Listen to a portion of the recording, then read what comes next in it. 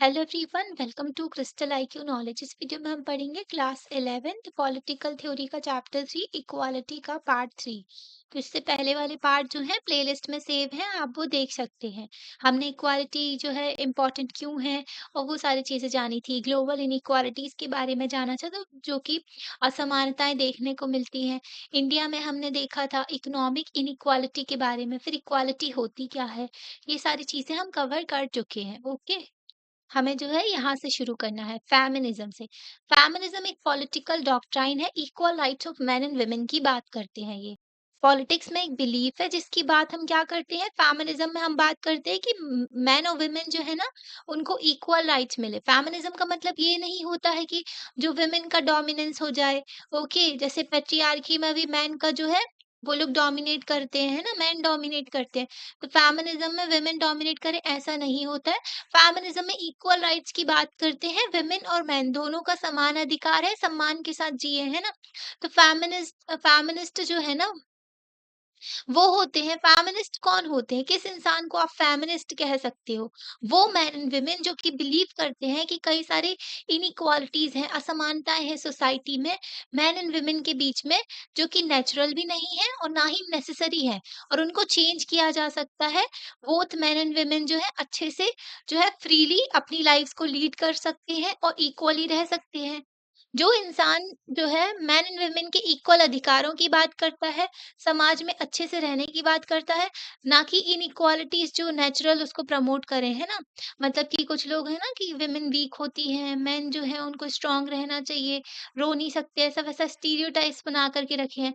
तो natural inequalities भी नहीं है ये, और नेसेसरी भी नहीं है ये सब जो है। ओके, तो मैन एंड वुमेन के इक्वल राइट्स की जो बात करते हैं वो फेमिनिस्ट होते हैं। फेमिनिस्ट के अकॉर्डिंगली क्या होता है, फेमिनिस्ट क्या कहते हैं कि जो इनइक्वालिटी है ना, जो असमानता है जो मैन एंड वुमेन के बीच में सोसाइटी में, वो रिजल्ट ऑफ पैट्रियार्की है। पैट्रियार्की की वजह से जो होता है, मैन एंड वुमेन के बीच में जो है इनइक्वालिटी आती है। ओके, तो पैट्रियार्की का मतलब क्या है? ऐसा जो है यहाँ पे देखो, आपको पैट्रियार्की की भी डेफिनेशन मिली है। सोशल एंड इकोनॉमिक सिस्टम होता है, कल्चरल सिस्टम होता है, जिसमें वैल्यू की जाता है, मैन को ज़्यादा वैल्यू दी जाती है, मैन को ज़्यादा इम्पोर्टेंट समझा जाता है वुमेन से, और मैन को ना पावर दी जाती है वुमेन के ऊपर। आप देखो, फादर होते हैं, ठीक है, ब्रदर होते हैं, हस्बैंड होते हैं, हर कोई जो है वुमेन को कंट्रोल करने की कोशिश करते हैं। ओके, डोमिनेंस देखने को मिलता है। यही है पुरुष प्रधान समाज, हर एक डिसीजन यही लोग लेंगे, है ना? तो कंसेंसस नहीं होता। ओके, तो सोशल, इकोनॉमिक एंड पॉलिटिकल जो कल्चरल जो सिस्टम होता है उसमें आपको देखने को मिलेगा। सोसाइटी में, इकोनॉमी में भी देख लो, और जो कल्चरल सिस्टम में भी, जो हमारे जो रिलीजन है, जो हमारे कल्चर है, वो ये सब चीज़ों को प्रमोट करते हैं, पैट्रियार्की को। तो पैट्रियार्की किस पे बेस्ड है? पैट्रियार्की बेस्ड है अजम्पशन पे, जो कि मानते हैं, क्या मानते हैं कि मेन एंड वुमेन जो है डिफरेंट है बाय नेचर। तो नेचर ने ही अलग बनाया है आदमी और औरत को, ऐसा मानते हैं। और ये ही डिफरेंस ना जस्टिफाई करते हैं वो अनइक्वल जो पोजीशन है सोसाइटी में उसको। तो ये अपने काम को सही बताते हैं, जस्टिफाई करते हैं जो अनइक्वल जो डिवीजन क्रिएट करके रखा ना, भेदभाव है जो मेन एंड वुमेन के बीच में।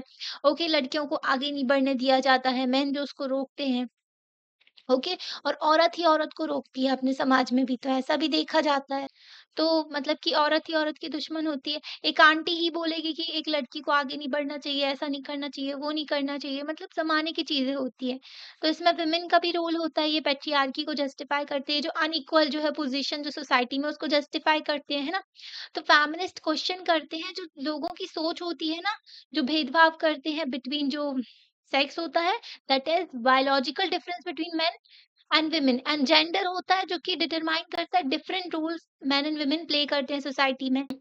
तो जो फेमिनिस्ट होते हैं ना, वो डिफरेंस करते हैं, जो बायोलॉजिकल जो डिफरेंस होता है ना, वो अलग चीज होती है। ओके, जो सेक्स के बेसिस पे होता है, और जेंडर अलग चीज होती है। जेंडर जो है सोसाइटी ने बनाया है। जेंडर जो है सोसाइटी बताती है कि भाई ये रोल वुमेन के हैं और ये जो है मैन के हैं। पब्लिक स्पेयर जो है वो मैन को देखना चाहिए, और प्राइवेट स्पेयर जो है वुमेन को देखना चाहिए। तो यहाँ पर देखो, एक दिया हुआ है कि बायोलॉजिकल फैक्ट है ये, ऐसा शरीर ही अलग होता है कि मैन, वो जो वुमेन होती है ना, वही जो है प्रेग्नेंट होती हैं और जो बच्चे को जन्म देती है। ओके, इसका मतलब ये तो नहीं है कि एक जो वुमेन होती है उसी को चिल्ड्रन की सारी देखभाल करनी चाहिए, ठीक है। बच्चे के होने के बाद है ना, मैन वुमेन दोनों की रिस्पॉन्सिबिलिटी होती है एक बच्चे की, है ना। तो फेमिनिस्ट डिफरेंस बताते हैं बायोलॉजिकल टर्म जो है उसमें, और जो जेंडर जो सोसाइटी में बनाया गया है, जो रोल प्ले करने बताते हैं ना कि विमेन को जो है घर का ध्यान रखना चाहिए, बच्चों को रखना चाहिए, आदमियों को जो है बाहर काम करना चाहिए, पैसे कमाना चाहिए। ये किसने बोल दिया कि आदमी ही बस ये कर सकते हैं या फिर औरत ही ये बस ये कर सकती है ना? तो ये जो है डिफरेंस सोसाइटी ने क्रिएट किया है। और बायोलॉजिकल फैक्ट है, जो बच्चों को जन्म देती है माता, तो मम्मियाँ जो पैदा करती हैं, तो इसका मतलब ये तो नहीं है कि उन्हीं को सारा ध्यान रखना है। एक जो पिता होते हैं उनकी भी रिस्पॉन्सिबिलिटी होती है कि अपने बच्चे का ध्यान रखें, है ना? दोनों माता-पिता की होती है। तो फेमिनिस्ट शो करते हैं कि बहुत ज़्यादा इनइक्वालिटी देखने को मिलती है मेन एंड वुमेन के बीच में, जो प्रोड्यूस की गई है सोसाइटी के द्वारा। नेचर ने ये नहीं बनाया है, सोसाइटी ने ये क्रिएट किया है जो भेदभाव है। ओके, तो पैट्रियार्की क्या प्रोड्यूस करते हैं? Division of labour. Play patriarchy जो है ना, पुरुष प्रधान समाज के बारे में बात करते हैं, तो इसमें ना डिवीजन ऑफ लेबर बताया गया है कि विमेन को क्या काम करना चाहिए, जैसे कि रिस्पॉन्सिबल है प्राइवेट स्पेयर के लिए एंड डोमेस्टिक मैटर्स के लिए। ठीक है, मतलब घर का कामकाज ये सब करना चाहिए विमेन को। और मेन जो होते हैं रिस्पॉन्सिबल है for work in the public domain, मतलब कि बाहर का काम करना चाहिए, है ना? तो इसको क्वेश्चन किया जाता है कि भाई ये क्या सिस्टम बना करके रखा है, जिसका जो मर्जी वो काम कर सकते हैं, है ना? तो फेमिनिस्ट क्वेश्चन करते हैं डिस्टिंक्शन जो इसमें, इस पॉइंट को, कि विमेन भी एक्टिव रहती है पब्लिक डोमेन में, है ना? विमेन का ऐसा थोड़ी ना कि वो काम नहीं कर सकती। ओके, तो विमेन हर स्पेयर में जो उनको मौका बस मिले वो सारा काम कर सकती है। ओके, पर हमारे यहाँ एक और चीज देखने को मिलती है, जो विमेन जो है बाहर भी काम करती है, जैसे कि फॉर एग्जाम्पल वो डॉक्टर है या फिर टीचर है या लॉयर है, कुछ भी है, जो विमेन बाहर काम कर रही है, तो उनको घर में आके दोबारा काम करना पड़ता है घर में। अगर मैन बाहर काम कर रहे हैं तो उनको घर में आके वो काम नहीं करते, हाथ नहीं बटाते। जो बड़ी-बड़ी सिटीज़ हैं वहाँ पर तो थोड़ा कल्चर चेंज हो रहा है, दोनों साथ में काम करते हैं। पर अगर देखें जो छोटी सिटीज़ हैं, तो कई घरों में अभी भी ऐसा ही होता है कि ठीक है, वुमेन बाहर का भी काम करती है, घर का भी काम करते हैं। ठीक है, ज़्यादातर जो वुमेन हैं पूरे वर्ल्ड में, और ये सिर्फ़ इंडिया की बात नहीं है, हर जो मतलब इंडिया में थोड़ी सिचुएशन और ज़्यादा कॉम्प्लेक्स है क्योंकि बहुत ज़्यादा रिस्ट्रिक्शंस लगाए जाते हैं, पर वर्ल्ड में भी ये देखा जाता है भेदभाव। ओके? तो यहाँ पर भी वही बात की गई है कि विमेन जो है ऑल ओवर वर्ल्ड में भी देखें तो एम्प्लॉयड है, कहीं न कहीं वो काम कर रहे हैं, पैसे कमा रहे हैं, ठीक है? फाइनेंशियल इंडिपेंडेंस है उनके पास में, वो बाहर घर के बाहर काम कर रहे हैं, पर उनको सोलली रिस्पॉन्सिबल खुद ही, मतलब वही अकेले ही रिस्पॉन्सिबल होती हैं हाउस वर्क के लिए भी। मतलब वो बाहर का काम भी कर रहे हैं और घर का काम भी कर रहे हैं, ओके? तो विमेन के ऊपर डबल बर्डन आ जाता है। तो फेमिनिस्ट इसको जो है ये जो डबल बर्डन है ना, तो इसको बताते हैं। इतना डबल बर्डन होने के बाद भी विमेन जो है उनको ज़्यादा मतलब बहुत ही कम और ज़्यादा पूछताछ भी नहीं करते उनसे, डिसीजन अगर कोई लिया जाता है पब्लिक डोमेन में। ओके, तो मतलब कि पूछते ही नहीं है भाई, डिसीजन अगर घर में भी डिसीजन लिया जाता है ना, तो पूछते नहीं है महिलाओं से कि भाई क्या कर ले, है ना? तो ये प्रॉब्लम भी देखने को मिलती है हमारे सोसाइटी में। कंपनीज़ वाले ना जॉब पे नहीं रखते वुमेन को, बहुत कम ही रखते हैं। और अगर मतलब क्यों नहीं रखते भई, तो इसलिए नहीं रखते क्योंकि सेफ्टी का इश्यू भी आता है, ठीक है? मेन इश्यू ये आता है कि इनको छुट्टी देनी पड़ेगी। अगर मैटरनिटी रिलीव देना पड़ता है, कानून के हिसाब से, गवर्नमेंट के कानून के हिसाब से, अगर वुमेन जो है प्रेग्नेंट होती है, शादी होगी तो, है ना? तो छुट्टियाँ देनी पड़ेंगी। इसलिए ना लोग काम पे नहीं रखते, और रख भी लेते ना तो एक जो मेन है उसको ज़्यादा पैसे मिलते हैं, वुमेन जो है उसको कम पैसे मिलते हैं, ओके? ऑक्सफैम की रिपोर्ट आती है, ओके? और वर्ल्ड इकोनॉमिक फोरम भी अपना जेंडर गैप का इंडेक्स निकालते हैं। पॉलिटिकल डोमेन में देखो तो वहाँ पर भी रिप्रेजेंटेशन नहीं है। हमारे देश में ही सिर्फ 14% वुमेन की रिप्रेजेंटेशन है पार्लियामेंट में। वो भी अभी जाके थोड़ी-थोड़ी बढ़ गई, वरना पहले तो बिल्कुल भी नहीं थी। ओके, जो वुमेन के लिए कानून बनाए जाते हैं तो उनके जो नज़रिए से नहीं बनाए जाते, ठीक है? उनकी प्रॉब्लम्स नहीं सुनी जाती हैं। जिसके लिए बना रहे हो उससे बातचीत तो कर लो पहले, है ना? उनसे जो सलाह तो ले लो। तो ऐसे कानून बनाए जाते हैं ना, इसलिए जो है उसमें लूप होल्स रह जाते हैं, और फिर उन्हीं लूपहोल्स का यूज़ करके जो मेन फिर भई बच जाते हैं, है ना? तो अगर देखो डोमेस्टिक वायलेंस एक्ट भी 2005 में लाया गया, जबकि ये प्रॉब्लम तो हमेशा से ही थी, है ना? सॉरी, वो वाला एक्ट, हाँ, यही जो डोमेस्टिक वायलेंस है, डाउरी की भी प्रॉब्लम पहले से थी। डाउरी की वज़ह से वुमेन को मार दिया जाता था, पर ये एक्ट इतने दिनों बाद लाया, इतने सालों बाद लाया, ओके? तो ये भी देखने को मिलता है हमें। तो उनसे डिसीजन में उनका पूछा नहीं जाता है। फेमिनिस्ट जो हैं बोलते हैं कि जो ये प्राइवेट पब्लिक जो भेदभाव है ना, ये डिस्टिंक्शन जो है, ऑल फॉर्म ऑफ जो जेंडर इनइक्वालिटीज है ना, उसको खत्म करना चाहिए, एलिमिनेट करना चाहिए। कुछ तो रिलीजन भी भाई ये प्रमोट करते हैं कि इतनी एज में ही शादी होनी चाहिए, और ठीक है, मतलब प्रॉपर्टी का अधिकार नहीं है, तलाक वाला इशू आता है, सारी रिस्पॉन्सिबिलिटी जो है विमेन की होती है। जो गॉडमैन होते हैं ना, जो जो ठेकेदार मानते हैं अपने आप को रिलीजन के, जो बाबा वगैरह होते, वो तो और ही ज़्यादा जो है विमेन के साथ में फिर अलग-अलग रूल्स बनाते फिरते हैं, और लोग इनको अंधविश्वास करके उनका पूरा मानते भी हैं। अपना दिमाग का यूज़ करते ही नहीं है, है ना? तो ये लोग भी सोसाइटी में बहुत प्रॉब्लम क्रिएट करते हैं। ओके, तो फेमिनिज़्म समझिए आप। अब देखो, मार्क्सिज़्म एंड लिबरलिज़्म एक और जो 2 पॉलिटिकल आइडियोलॉजीज़ है हमारे टाइम की। ओके, तो कार्ल मार्क्स थे, तो उनके आइडियाज़ से ही तो मार्क्सिज़्म जो इनके आइडियाज़ से इन्फ्लुएंस है ना, तो मार्क्सिज़्म इनकी आइडियोलॉजीज़ हो गई। आइडियोलॉजी सेट ऑफ आइडियाज़ होते हैं, उन आइडियाज़ में जो बिलीव करता है ना, फिर उनको कह देते हैं भई ये तो मार्क्सिज़्म से इन्फ्लुएंस है, मार्क्सिस्ट आइडिया में बिलीव कर रहा है, ये तो लिबरलिज़्म में बिलीव कर रहा है। ओके। ये लिबरलिज्म को मानता है। मार्क्स ना बहुत ही इम्पोर्टेंट रहे 19th सेंचुरी में, जब हमारे यहाँ 1857 का रिवॉल्ट हुआ ना, तब भी मार्क्स थे। ओके, तो इनका टाइम पीरियड 19th सेंचुरी में ही था। ओके, तो ये आर्ग्यू करते थे कि जो रूट जो बिल्कुल घुसी हुई इनइक्वालिटी है ना प्राइवेट ओनरशिप में, इम्पोर्टेंट है। जो इकोनॉमिक रिसोर्स जैसे कि मतलब कि रूट कॉज़ क्या है? इनइक्वालिटीज़, जो समाज में असमानताएँ देखने को मिलती हैं, जो इनइक्वालिटीज़ देखने को मिलती है सोसाइटी में, तो उसका कॉज़ क्या है? उसका रीज़न क्या है भई, क्यों है ये सब? है ना? तो प्राइवेट ओनरशिप की वजह से। ओके, प्राइवेट प्रॉपर्टी का कॉन्सेप्ट आया जब जब सभी लोग सेटल होके एग्रीकल्चर वगैरह करने लगे थे, है ना? जो हमारे पूर्वज, फिर वो जो एक एग्रीकल्चरल लैंड में काम करने लगे, है ना? फिर एक-एक जो ज़मीन पे अपना जो हक जताने लगे, फिर ऐसे प्राइवेट ओनरशिप का कॉन्सेप्ट आ गया था। प्राइवेट ओनरशिप जो इकोनॉमिक रिसोर्सेज़ की, जैसे ऑयल की, ज़मीनों की, ठीक है? सबकी अलग-अलग ज़मीनें हैं ना, गवर्नमेंट भी अलग रखती है, फॉरेस्ट की भी ओनरशिप होती है, ट्राइबल जो पीपल होती है ना, उनका फॉरेस्ट पे अधिकार होता है, और दूसरे फॉर्म की प्राइवेट प्रॉपर्टी जो है।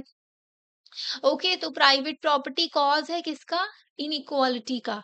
तो ये मार्क्स कहते थे कि जो प्राइवेट ओनरशिप है ना, ना सिर्फ क्लास ऑफ ओनर्स जो है वेल्दी बनाती है, ओके, और जो है पॉलिटिकल पावर्स भी देते हैं इनको।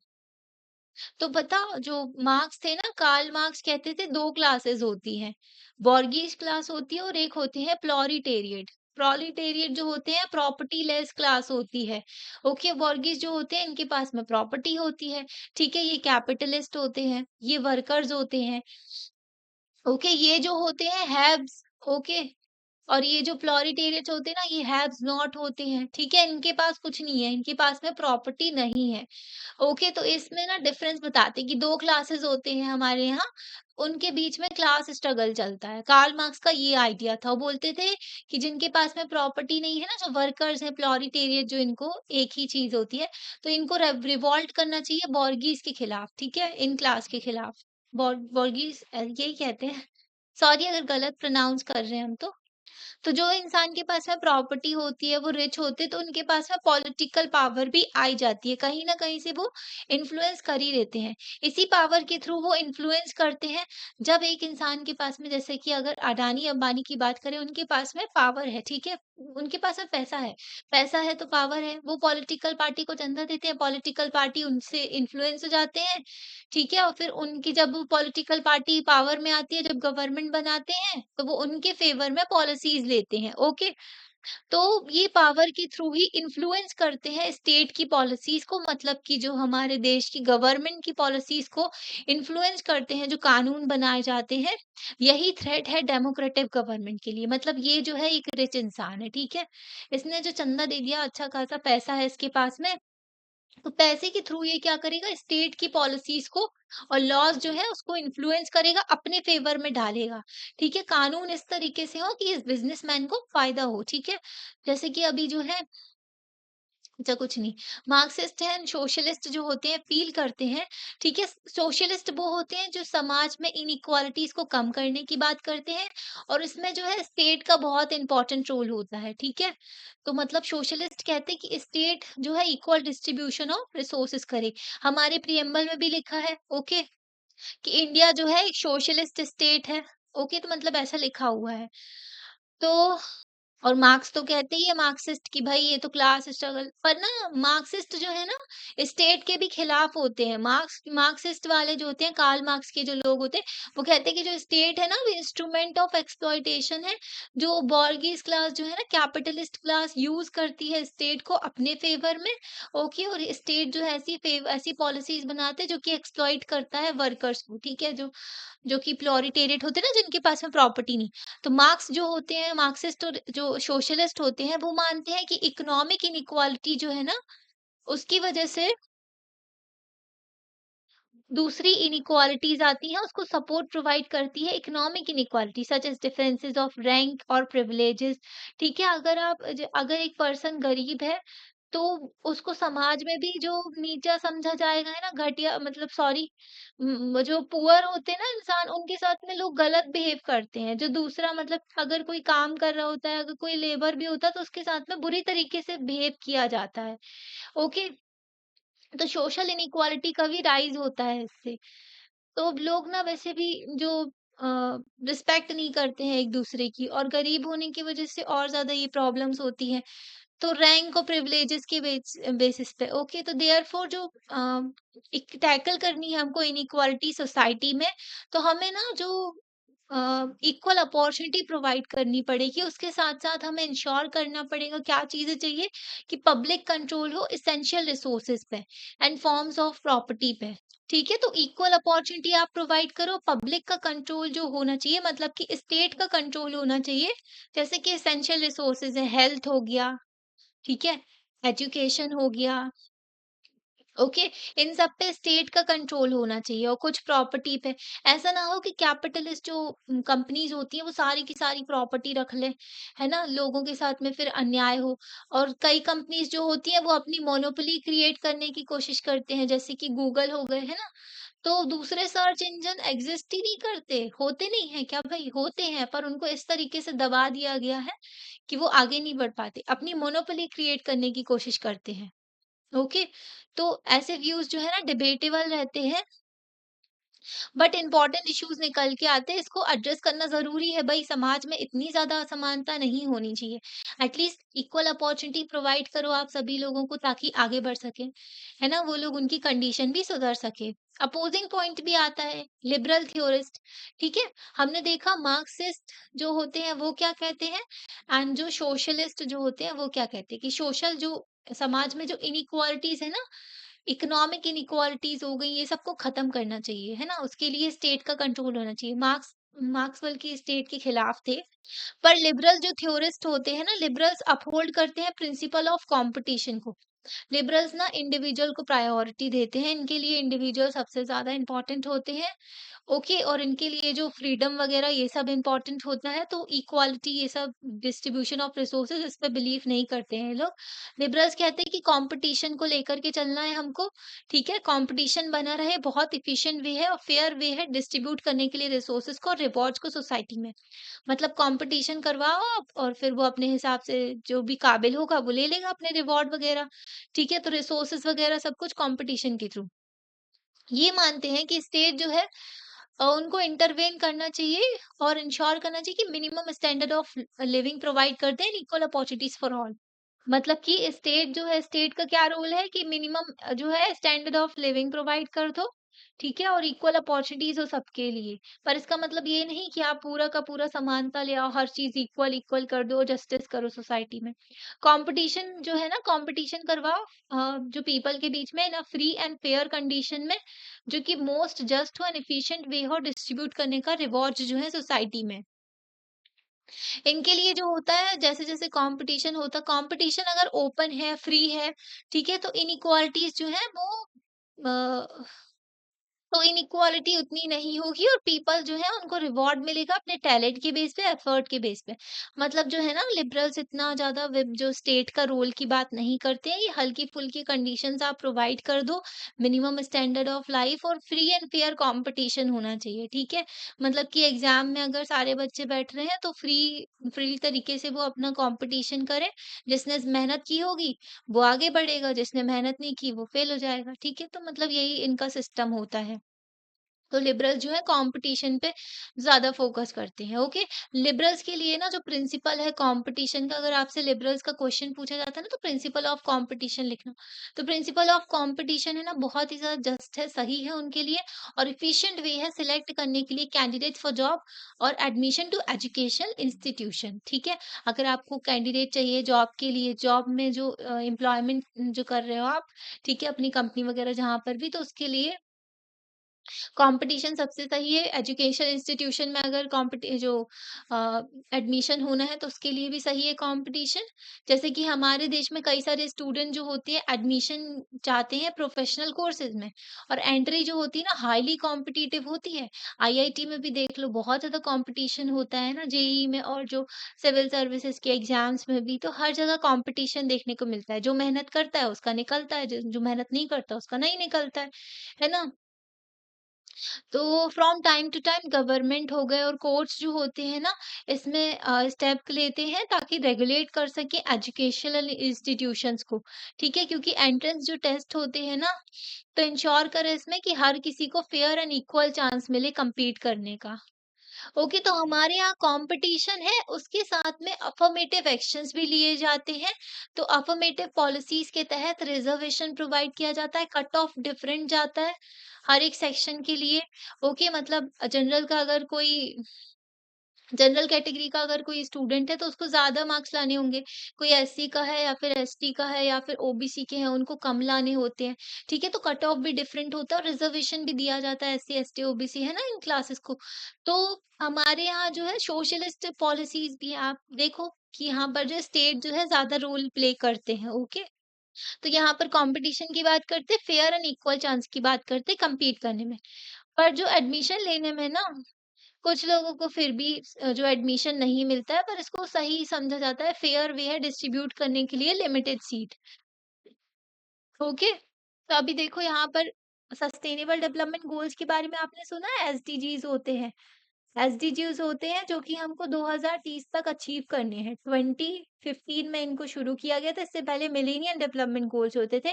अब ये जो है सस्टेनेबल डेवलपमेंट गोल है। तो जो इसका गोल 5 है ना, गोल 5 बोलता है कि जेंडर इनइक्वालिटी को खत्म करना है। जेंडर इनइक्वालिटी जो है ना हमारे समाज में, उसको खत्म करना है, जो हर कंट्री को, ओके। और गोल जो 6 है ना, सॉरी 10 जो है, गोल 10 बोलता है कि रिड्यूस इनइक्वालिटी, जो असमानता है ना समाज में, उसको खत्म करना है। अब यहाँ पर देखो सोशलिज्म के बारे में बताया हमने, देखा जो कि फेमिनिज्म के बारे, मार्क्सिज्म के बारे में, ठीक है। अब सोशलिज्म, लिबरलिज्म के बारे में देखा। सोशलिज्म जो होता है ना, इसमें ऐसे पॉलिटिकल आइडियाज होते हैं जो कि रिस्पॉन्स जो इनइक्वालिटी समाज में होती है ना, उसको देख करके इनके आइडियाज निकल के आए सोशलिज्म में, ठीक है। उसको देखा जो प्रेजेंट इनइक्वालिटीज हैं, और जो इंडस्ट्रियल कैपिटलिस्ट इकोनॉमी की वजह से इनइक्वालिटीज निकल के आई हैं। क्योंकि कैपिटलिज्म में क्या होता है, प्रॉफिट ओरिएंटेड है ना, हर बिजनेसमैन जो है अपने प्रॉफिट के बारे में सोचते हैं। प्रॉफिट के लिए वो जो है वर्कर्स की वेजेस कम कर देते हैं, ओके। वर्कर्स की कंडीशन अच्छी नहीं रहती है, वर्कर से एक्स्ट्रा आवर्स काम करवाया जाता है। इसको कहते हैं मॉडर्न स्लेवरी, ओके। तो कैपिटलिस्ट इकोनॉमी की वजह से, ज्यादा कैपिटलिज्म की वजह से जो है, अभी नहीं एक केस हुआ था कि वर्काहॉलिक, हम जो है वर्क कल्चर को इंपोर्ट कर रहे हैं, ठीक है, जो वेस्ट से। मतलब कि क्या देखने को मिल रहा है कि इतना ज्यादा काम करवाया जा रहा है, इतना ज्यादा टारगेट का प्रेशर है, इतनी सारी चीजें अचीव करने का प्रेशर रहता है ना एम्प्लॉयज के ऊपर, कि भाई उसका दिमाग जो है बंद पड़ जाता है, ओके। जो पूरी लाइफ जो है दिन भर काम करते रहो, फिर घर आके भी वही चीजें टारगेट के बारे में सोचते रहते, काम करते, इसको मॉडर्न स्लेवरी कहते हैं। मेंटली लोग डिस्टर्ब होते जा रहे हैं, इससे परेशान होते जा रहे हैं, ठीक है। कई लोग सुसाइड भी कमिट कर लेते हैं इन सब चीजों की वजह से, ठीक है। तो ये जो वर्क कल्चर है ना, इसकी वजह से सोशलिज्म जो है, तो सोशलिज्म इन्हीं सब चीज़ों को देखने की वजह से, ये जो इनइक्वालिटीज़ है समाज में, इसी की वजह से जो आइडिया निकल के आया है। ठीक है, मेन कंसर्न क्या होता है सोशलिज्म में, आईइज्म जिसमें लगता है ना, वो आइडियोलॉजी होती है। तो सोशल सोसाइटी के बारे में, तो सोशलिज्म जो है ना इसमें क्या फोकस करते हैं कि भाई किस तरीके से जो असमानताएं हैं ना समाज में, इनइक्वालिटीज है, उसको कम करना है एंड डिस्ट्रीब्यूट करना है रिसोर्सेस को जस्टली। ठीक है, ऐसा ना हो कि एक पर्सन जो है सारी की सारी पैसे सारी चीजें रख के बैठा है और बाकी सारे जो 10% है उनको जो मिनिमम फूड कुछ भी नहीं मिल रहा है। तो ये एडवोकेट जो होते हैं ना सोशलिज्म के, ये पूरी तरीके से अपोज नहीं होते हैं मार्केट के, मतलब कि मार्केट जो कैपिटलिज्म होता है, मार्केट में डिमांड एंड सप्लाई होती है ना? तो जितना डिमांड उतनी सप्लाई होती है प्रोडक्ट की। तो मार्केट के पूरे तरीके अपोज नहीं होते हैं, ये फेवर करते हैं कि कुछ गवर्नमेंट का रेगुलेशन होना चाहिए। भाई सोशलिज्म में गवर्नमेंट का रोल आता है, प्लानिंग एंड कंट्रोल होना चाहिए कुछ की एरियाज में।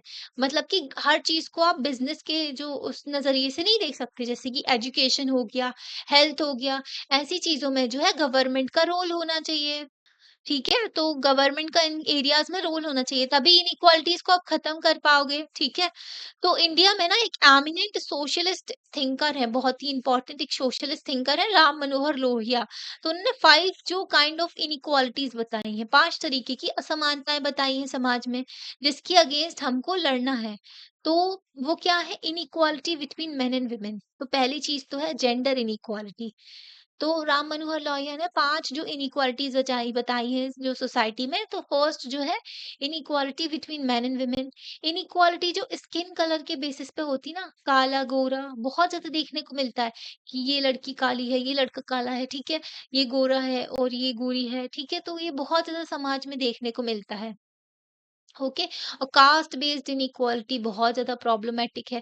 ओके, कास्ट के बेसिस पे इंडिया में बहुत ज़्यादा भेदभाव किया जाता है कि आप इस कास्ट से बिलॉन्ग करते हो तो आपको ये काम करना चाहिए, है ना? जो बहुत ही ज़्यादा भेदभाव होता है। कॉलोनियल रूल जो है कुछ कंट्रीज़ में दूसरे के ऊपर। ओके, मतलब कि कॉलोनियल रूल, ब्रिटिश ने हमको कॉलोनी बना के रखा था भारत को, तो उसको कहते हैं कॉलोनियल रूल।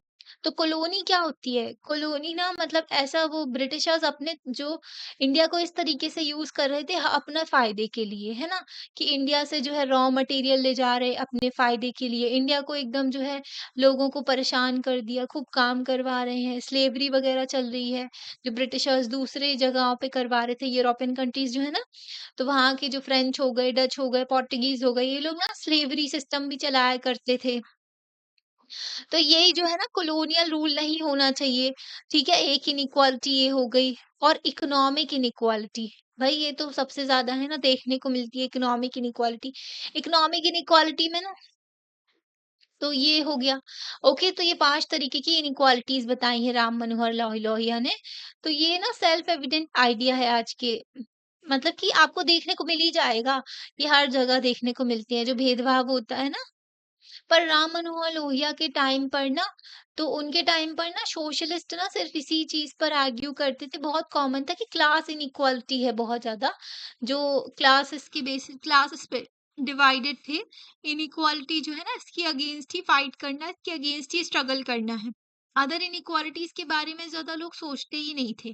ठीक है, मतलब वर्कर्स हो गए, वर्किंग क्लास हो गई, या जो प्रॉपर्टी वाले जो बिजनेस क्लास हो गई, इनके बीच में जो 2 क्लासेस क्रिएट हुई हैं, यही इनइक्वालिटी पहले समझा जाता था। जो जेंडर इनइक्वालिटी, स्किन कलर के बेस पे जो इनइक्वालिटी है, कास्ट बेस्ड इनइक्वालिटी, इन सब के बारे में कोई सोचता ही नहीं था, इकोनॉमिक इनइक्वालिटी। ठीक है, तो उस टाइम पर ये वर्ल्ड में मैटर नहीं करता था।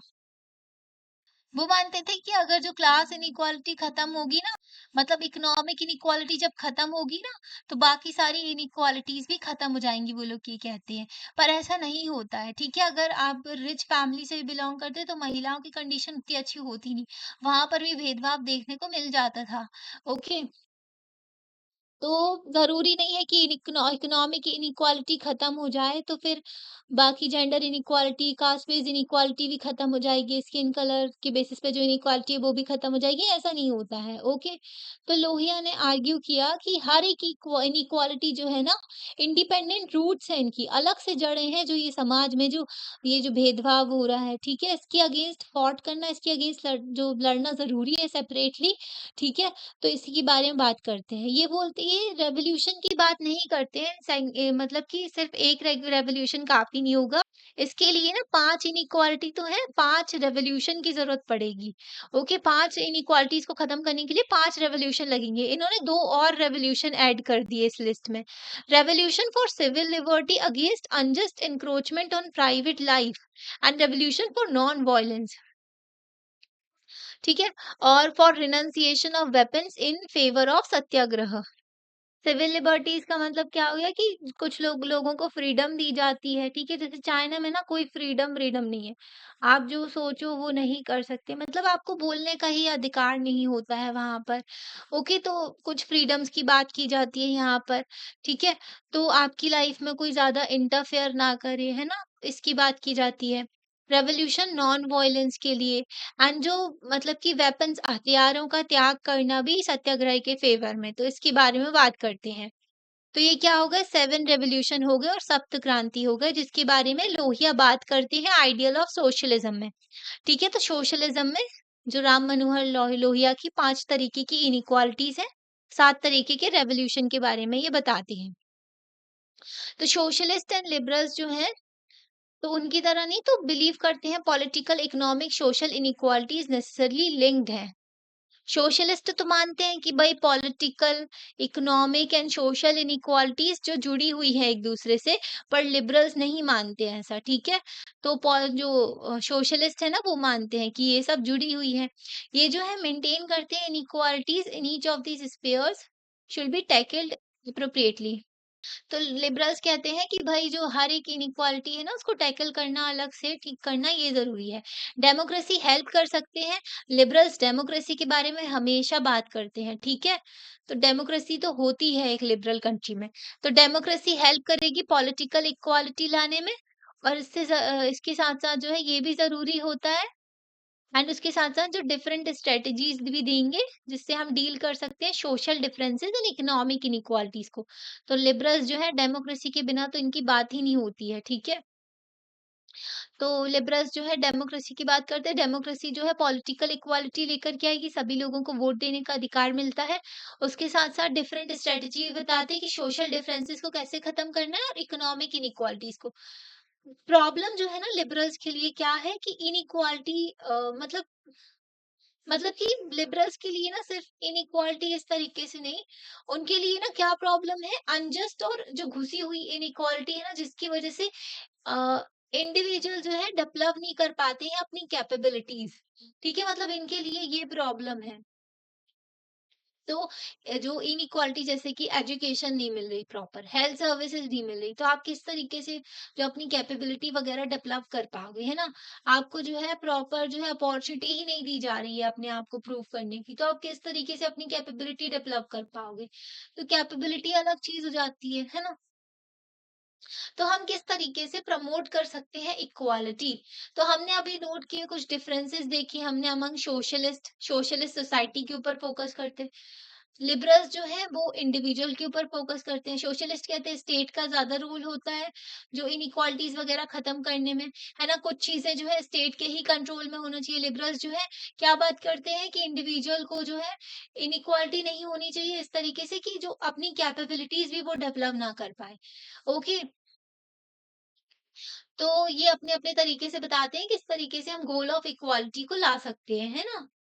पर इन दोनों के भी मेरिट्स डीमेरिट्स होते हैं, उसकी लिमिटेशंस के बारे में बात की जाती है, वर्ल्ड में डिबेट किया जाता है, ठीक है? जैसे कि अमर्त्य सेन भी एक लिबरल सोशलिस्ट थे, ये दोनों चीज़ों की बात करते थे।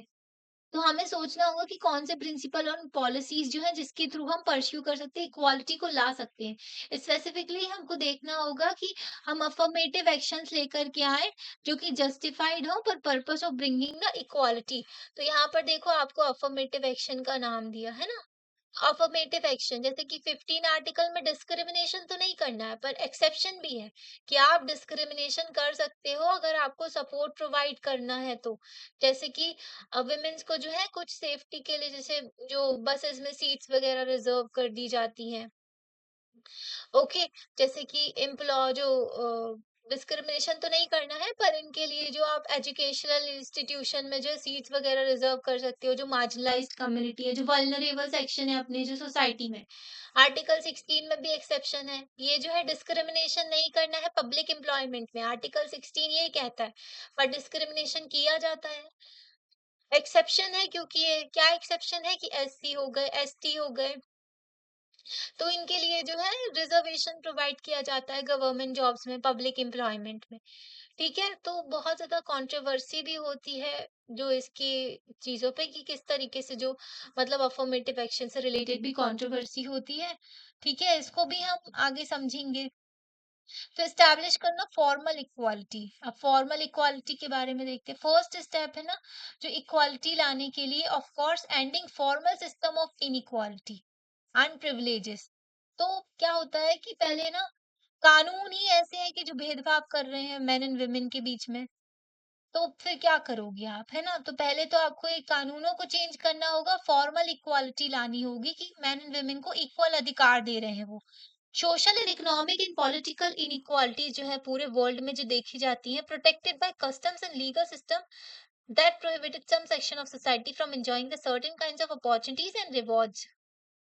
मतलब कि जो भेदभाव जो हो रहा है ना समाज में, उसको प्रोटेक्ट कौन कर रहा है? कस्टम्स हैं, जो हमारे यहाँ कस्टमरी लॉज चले आ रहे हैं, जो रिलीजन वगैरह से लॉज निकल के आते हैं, जो कानून वो लोग पहले नहीं, रिलीजन का ही कानून चला करता था। ब्रिटिशर्स ने जो है पहले हमारे यहाँ हिंदू कोड देखा, हिंदू जो लॉ थे, ठीक है? उन्होंने देखा कि मुस्लिम्स में क्या लॉ है, उस हिसाब से फिर उन्होंने न्याय व्यवस्था शुरू की हमारे यहाँ, ठीक है? उस तरीके से सिस्टम को अपना जो कंट्रोल में करने का शुरू किया था उन्होंने। तो पहले तो कस्टम्स ही है, वो ही महिलाओं को जो इक्वल अधिकार नहीं दे रहे, प्रॉपर्टी का अधिकार नहीं दे रहे उनको, जो सेकेंडरी सिटीजन की तरह ट्रीट कर रहे हैं, ठीक है? उनको जो डिवोर्स गलत तरीके से दिया जा रहा है, ओके? मतलब कि सारे के सारे जो बेस्ड ऐसे कम उम्र में शादी करवा दी जा रही है ना, तो ऐसे कस्टम है और लीगल सिस्टम ही अगर ऐसा है जो भेदभाव कर रहा है, तो फिर कैसे ही आप, तो ये फॉर्मल जो इक्वालिटी लाने के लिए पहले तो इन चीजों को खत्म करना होगा।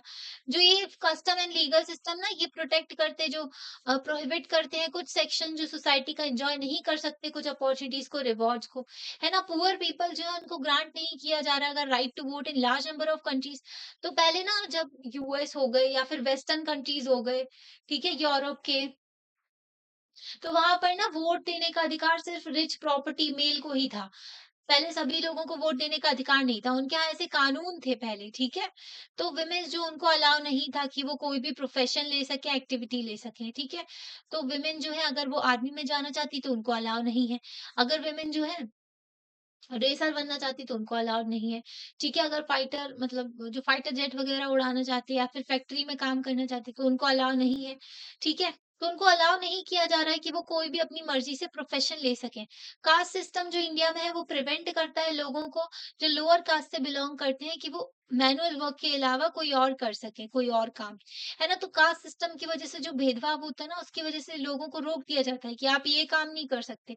बोला जाता है कि आप इस कास्ट से हो तो आपको यही काम करना चाहिए, है ना? तो ये बर्थ के बेसिस पे जो ये इनइक्वालिटी जो होती है समाज में, ये बहुत ही खतरनाक होती है। कई सारी कंट्रीज़ जो है जहाँ पर ओनली पीपल जो है from some families will occupy high position. ठीक है? मतलब कई सारे देश में ऐसा भी होता है कि कुछ फैमिली से ही लोग जो है वही हाई पोज़ीशन में पहुँच सकते हैं। यूके में ना रानी-राजा वाला जो रूल चलता है अभी भी, वहाँ के जो है किंग जो है ना वही हेड होते हैं, फॉर्मल हेड होते हैं मतलब नाम के बस होते हैं। पर जैसे कि प्रेसिडेंट के इक्वल ही मान लो इसको हमारे देश के, ठीक है? पर इस पोज़ीशन में कोई और नहीं पहुँच सकता है। मतलब कुछ पोजीशन जो है रिजर्व कर दी गई है कि इस पोजीशन में तो यही फैमिलीज वाले जाएंगे। ओके, तो ये भी भेदभाव देखने को मिलता है हमारे समाज में। ओके, तो अटेनमेंट ऑफ इक्वालिटी, इक्वालिटी के लिए सबसे पहले तो ये है कि ये सारे रिस्ट्रिक्शंस हटाओ, ये जो प्रिविलेजेस दी गई ना कुछ लोगों को, जो फायदा हो रहा है बहुत ज्यादा, इसको तो सबसे पहले खत्म करो कि राजा का बेटा राजा नहीं बनेगा, जो काबिल होगा वही राजा बनेगा। ठीक है, हर एक इंसान को इक्वल अधिकार है, तो पहले तो आप जो कानूनों में चेंज करो। कई सारे जो सिस्टम होते हैं, हेल्थ सेक्शन लॉ, ठीक है, इक्वालिटी के लिए गवर्नमेंट जो है उनको लॉ ऑफ द लैंड जो है ना उसको स्टॉप करना होगा, प्रोटेक्ट करना इन सिस्टम ऑफ इनइक्वालिटी को। ठीक है? कि रिलीजन अपने हिसाब से काम कर सकते हैं, ये जो है कानून में बोल दिया। अब ये रिलीजन वाले जो है महिलाओं के साथ में बहुत भेदभाव कर रहे हैं ना कि महिलाएँ ये नहीं कर सकती, वो नहीं कर सकती, जॉब नहीं कर सकती, घर में बैठना चाहिए। ओके, जो कम उम्र में शादी करवा देते हैं, ओके प्यूबर्टी की एज में और ज़माने भर के कस्टम बना के रखेगी, तलाक हो जाएगा, ओके, जो हस्बैंड सुपीरियर होता है, ये सारे फालतू की चीज़ें बना कर के रखी हैं, तो ऐसे तो पहले हटाओ इन सब चीज़ों को, है ना? तो ये बात होती है कि पहले तो लॉ जो है, जो कानून है गवर्नमेंट के, उनको प्रोटेक्ट करना बंद करना होगा इन चीज़ों को। यही हमारा संविधान करता है। सबसे पहले फॉर्मल इक्वालिटी लाई गई, ठीक है? पहले तो कानून चेंज कर दिए गए, हमारे संविधान में हर एक सिटीज़न को वोट देने का अधिकार दिया गया, सॉरी, वोट देने का अधिकार दिया गया, हर एक सिटीज़न को इक्वली कंसीडर किया गया, ठीक है? जो कॉन्स्टिट्यूशन डिस्क्रिमिनेशन वगैरह बिल्कुल नहीं करता है, हर एक सिटीज़न इक्वल है in the eyes of the laws, ठीक है? ग्राउंड ऑन द रिलिजन के बेसिस पे, रेस के बेसिस पे, caste, sex, place of birth, तो इनके बेसिस पे बिल्कुल भी भेदभाव नहीं होना चाहिए। हमारा संविधान जो है अबॉलिश करते हैं प्रैक्टिस ऑफ अनटचेबिलिटी। आर्टिकल 17 जो है, one of the fundamental right है ना, पार्ट 3 में दिए गए हैं फंडामेंटल राइट्स, आर्टिकल 12 से लेकर के 35 तक। तो इसमें आर्टिकल 17 है कि प्रोहिबिशन ऑफ अनटचेबिलिटी की बात करते हैं कि अनटचेबिलिटी तो सबसे पहले खत्म करो। अनटचेबिलिटी जो छुआ-छूत जो होता था समाज में कि कोई पॉल्यूट हो जाओगे अगर आप किसी इंसान को छुओगे, इस कुएँ से आप पानी नहीं ले सकते वरना पानी ही अशुद्ध हो जाएगा। तो ज़माने भर की बकवास चीज़ें चला करती थी समाज में। तो ज़्यादातर जो मॉडर्न कॉन्स्टिट्यूशंस हैं, डेमोक्रेटिक गवर्नमेंट है, उन्होंने फॉर्मली एक्सेप्ट किया है प्रिंसिपल ऑफ इक्वालिटी। तो कानून जो हो गए हमारे और जो कॉन्स्टिट्यूशन हो गया वो हर एक सिटीजन को इक्वली ट्रीट कर रहे हैं। ओके, तो इन्होंने जो है ट्रीट किया है हर एक सिटीजन को without any regard to caste, race, religion, gender, हर एक किसी सिटीजन जो है इक्वल है in the eyes of the laws. ठीक है, तो पहले तो ये जो मॉडर्न कॉन्स्टिट्यूशन है, डेमोक्रेटिक गवर्नमेंट है, इन्होंने सभी लोगों को समान नजरों से देखा है। ठीक है, आर्टिकल 14 में बात करते हैं ना, equality before law and equal protection of law. अब देखो, equality through differential treatment, equality का मतलब ये नहीं कि हर एक इंसान को आप जो है सिमिलर ट्रीट करो। तो इक्वालिटी जो है थोड़ा डिफरेंट भी सिस्टम देखने को मिलता है, जैसे कि कोई डिसेबल है तो उसको एक्स्ट्रा सपोर्ट की जरूरत होती है, ठीक है? कोई बच्चा कमजोर है तो उसको एक्स्ट्रा सपोर्ट की जरूरत होती है। ठीक है, तो हमने देखा कि फॉर्मल इक्वालिटी और इक्वालिटी बिफोर लॉ लेकर के आए। सभी लोग कानून की नज़रों में सा जो सेम है। ठीक है, ये नेसेसरी था पर ये सफिशिएंट नहीं है। इतना काफ़ी नहीं है कि आप किताबों में हर चीज़ लेकर के आ गए। कानून आपके अच्छे हैं पर प्रैक्टिस में देखो तो गड़बड़ देखने को मिल रही है। प्रिंसिपल ऑफ इक्वालिटी के लिए हमको और भी चीज़ें करनी होंगी। क्या? कि हर एक इंसान को ना डिफरेंटली ट्रीट करना होगा, ताकि हम इंश्योर कर सकें कि सभी लोग अपने राइट्स को एन्जॉय कर सकें। तो हर एक इंसान को डिफरेंटली भी ट्रीट करना होता है। कुछ डिफरेंसेस होते हैं लोगों के बीच में, उसको ध्यान में रखना होता है। अगर कोई इंसान जो है जैसे कि एग्जाम्पल ले रहे हैं हम, डिसेबल्ड पीपल हो गए, ओल्ड पीपल होते हैं, उनको थोड़ा सपोर्ट की ज़रूरत होती है। तो हम डिमांड कर सकते हैं कि भाई रैंप होनी चाहिए पब्लिक स्पेसेस में। अभी भी हमारे यहाँ देखो ना, पब्लिक इंफ्रास्ट्रक्चर उतना अच्छा है नहीं कि डिसेबल फ्रेंडली हो। पब्लिक टॉयलेट्स तो वैसे ही गंदे-संदे बिल्कुल बेकार से रहते हैं, पूरा इंफ्रास्ट्रक्चर पूरा टूटा-फूटा डला रहता है ना? रेलवे के ही देख लो, रेलवे में ट्रैवल किया है, कैसे टॉयलेट्स रहते हैं उसके। क्या डिसेबल फ्रेंडली रहते हैं? आपने देखा है कहीं इंफ्रास्ट्रक्चर प्रॉपर बना हो? स्कूल वगैरह में आपको रैंप देखने को मिल जाते हैं, जो मॉल वगैरह में। पर क्या ये सारी चीज़ें डिसेबल फ्रेंडली, क्या बसेस वगैरह सब डिसेबल फ्रेंडली है? नहीं है ना? इंडिया में एक्सेसिबल इंडिया कैंपेन भी चलाया था कि हर एक जो पब्लिक इंफ्रास्ट्रक्चर वगैरह हर चीज़ हो ना, एक्सेसिबल हो, जो डिसेबल पर्सन के लिए, डिफरेंटली एबल्ड भी कहा जाता है इनको, ठीक है? तो ऐसी चीज़ें होनी, जैसे कि श्रीकांत बोला जी के बारे में उनकी मूवी देखी है ना, तो वो यूएस में देखो ना, हर चीज़ जो फ्रेंडली होती है, जो डिफरेंटली एबल्ड पर्सन होते हैं, जिसको दिखता नहीं है, उनके फ्रेंडली चीज़ें होती हैं, है ना? तो हमारे देश में भी ऐसा ही होना चाहिए कि इक्वल चांस मिले उनको, कि वो पब्लिक जो बिल्डिंग्स होती हैं, हर जगह जो है एक्सेसिबल होना चाहिए, ठीक है? विमेन जो है वर्किंग इन कॉल सेंटर वगैरह में, जो विमेन काम करती हैं नाइट में, तो उनको स्पेशल प्रोटेक्शन देना चाहिए कि ताकि वो अपने घर सेफली पहुँच पाएँ, है ना? To and from the centre, centre से जाके, and equal right to work भी देना चाहिए, उनका प्रोटेक्ट करना चाहिए, ठीक है? ताकि प्रोटेक्ट हो सके। मतलब कि अगर कोई विमेन जो है नाइट शिफ्ट कर रही हैं, काम कर रहे हैं, तो उनकी सेफ्टी इंश्योर करनी चाहिए। कोलकाता केस में क्या हुआ? कोई सेफ्टी नहीं थी। ठीक है, वुमेन की क्या सेफ्टी है? हर एक सेक्टर में देखो तो कुछ ना कुछ कांड होते ही हैं। गलत होता ही है औरतों के साथ में। कैसे कानून है, कैसी लॉ एनफोर्समेंट एजेंसी है, कैसी पुलिस है करप्ट, कैसे पॉलिटिशियंस हैं करप्ट एकदम, है ना? तो देखने को मिलता है हमारे देश में, क्या कर सकते हैं, है ना? तो इनके खिलाफ कोई कुछ बोलता भी नहीं है, कास्ट, जाति इन सब के नाम पे तो वोट्स देते। कभी कोई बात करता है कि गवर्नमेंट एजुकेशन अच्छी होनी चाहिए, जो मतलब गवर्नमेंट स्कूल वगैरह, हेल्थ सेंटर अच्छे होने चाहिए, ठीक है? गवर्नमेंट हेल्थ अच्छी प्रोवाइड करे, हेल्थ की सर्विसेज़, वुमेन की सेफ्टी होनी चाहिए। स्किल प्रोवाइड करें, वो एम्प्लॉयमेंट प्रोवाइड करें, इस मुद्दे पे कोई वोट नहीं करता। फ्री की चीज़ें कौन कितनी बाँट रहा है, उस पे चीज़ों पे वोट कर देते हैं। कास्ट का है, रिलिजन का है, इस नाम पे वोट कर देते हैं। है ना? तो देखने को मिलता है, वही रियलिटी है। तो अगर जो है ये सब नहीं होता है ना कि एक्सेसिबल जो चीज़ें हों सारी की सारी, पब्लिक इंफ्रास्ट्रक्चर ढंग का हो, डिफरेंटली एबल्ड के फ्रेंडली हो, वुमेन जो है उनका प्रोटेक्शन हो, ओके, उनको सेफ्टी के साथ वो अपने मतलब कोई रात में ट्रैवल कर ही नहीं सकती लड़की, सेफ है ही नहीं, घर से बाहर निकलो, डर लगता है ना? कब क्या हो जाए? ओके, तो इन्फ्रिंजमेंट होता है इक्वालिटी का, ठीक है? अ, मतलब जो स्पेशल सपोर्ट प्रोवाइड किया जाता है ना, जैसे डिसेबल पीपल हो गए, वुमेन हो गए जिनको सेफ्टी वगैरह प्रोवाइड की जा रही है, या फिर जो ओल्ड पीपल हो गए या फिर बच्चे हो गए, तो इन लोगों को अगर कुछ स्पेशल सपोर्ट, जो मार्जिनलाइज सेक्शन हो गए, कम्युनिटी जो हो गई, उनको अगर स्पेशल सपोर्ट प्रोवाइड किया जा रहा है, उसको आपको ये नहीं मानना है कि इनइक्वालिटी हमारी भाई, इक्वालिटी वाली वैल्यू का वॉयलेशन हो रहा है, ठीक है? आप समानता के साथ भी सबको ट्रीट नहीं कर रहे। तो इसका मानना ऐसा नहीं है, इसको ये मानना चाहिए कि भाई इक्वालिटी को हम और अच्छे से लेकर के चल रहे हैं, हम अपने समाज में इक्वालिटी लेकर के आ रहे हैं। अब यहाँ पर देखो कंपटीशन की बात करते हैं ना, तो ये जो है मास्टर जी है, ये कह रहे हैं कि फेयर सिलेक्शन के लिए आप सभी लोगों को सेम टेस्ट देना होगा, ठीक है? सभी लोगों को पेड़ पे चढ़ना है। ये बंदर है, ये बिल्ली है, खरगोश है, ठीक है? ये पक्षी है, ठीक है?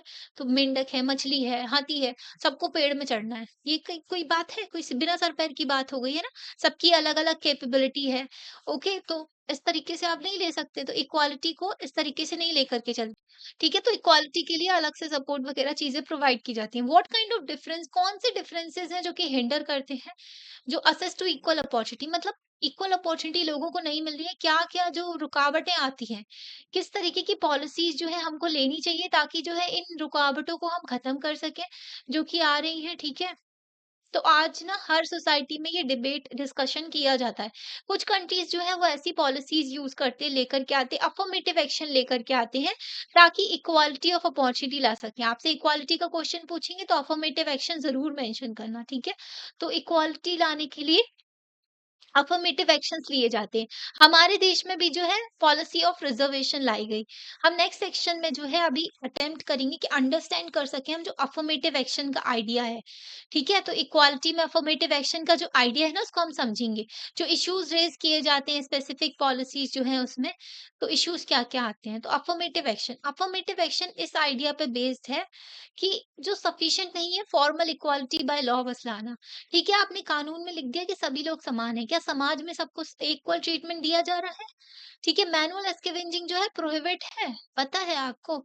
जो इंसानों से जो सीवेज वगैरह साफ करवाया जाता है, वो नहीं होना चाहिए। 1993 का भी एक्ट था, फिर बाद में भी इसको कानून में चेंजेस किए गए।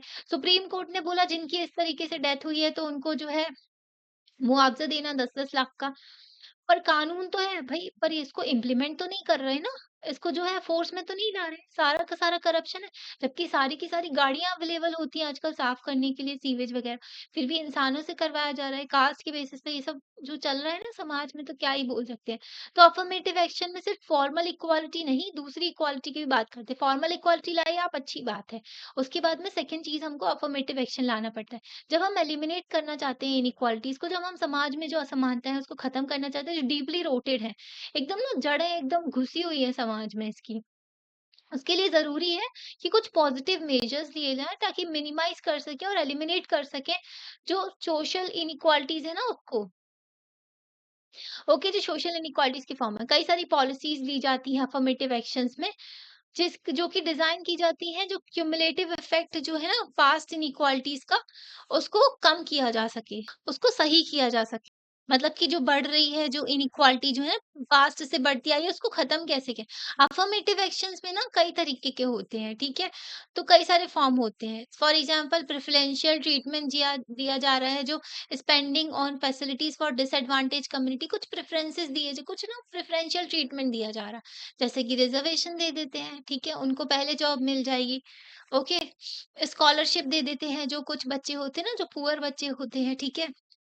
जो गरीब होते हैं, जिनकी फैमिली में उनको सपोर्ट नहीं मिलता, जैसे कि विमेन जो है, लड़कियाँ होती हैं, उनको पढ़ाई वगैरह में उतना सपोर्ट नहीं मिलता है फैमिली का, तो उनको आप स्कॉलरशिप दे सकते हो। आदिवासी कम्युनिटी के लिए एकलव्य मॉडल रेसिडेंशियल स्कूल शुरू किए गए, हॉस्टल वगैरह। तो वैसे ही हॉस्टल हो गया, स्पेशल कंसिडरेशन फॉर एडमिशन दे सकते हैं, मतलब एडमिशन इनका पहले हो जाए एजुकेशनल इंस्टीट्यूशन में। तो कुछ जो है एक्स्ट्रा सपोर्ट दिया जाता है, उनको कुछ प्रेफ़रेंशियल ट्रीटमेंट दिया जाता है एजुकेशनल सेक्टर में, जॉब में, ठीक है? हमारे देश में ना हमने अडॉप्ट किया है पॉलिसी ऑफ कोटास। तो हमारे यहाँ कोटा की पॉलिसी जो है रिजर्व्ड सीट की एजुकेशन में, ठीक है? एजुकेशन हमारे संविधान में ना 2 तरीके की जो चीज़ें काउंट की जाती थी, क्या? Educationally backward and socially backward.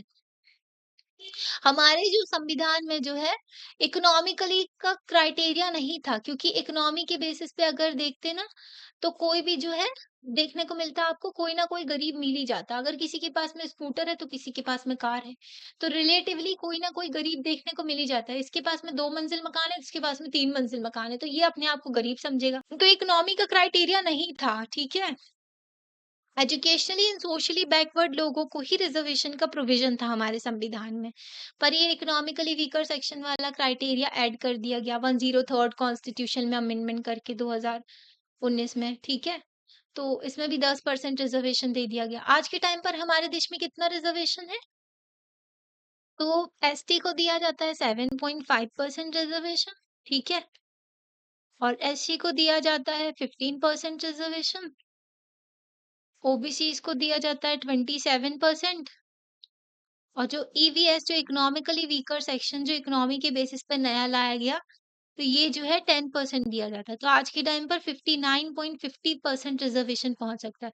जबकि 1992 में इंदिरा सहानी केस था, उसमें सुप्रीम कोर्ट ने बोला था कि 50% से ज्यादा जो है नहीं बढ़ना चाहिए रिजर्वेशन।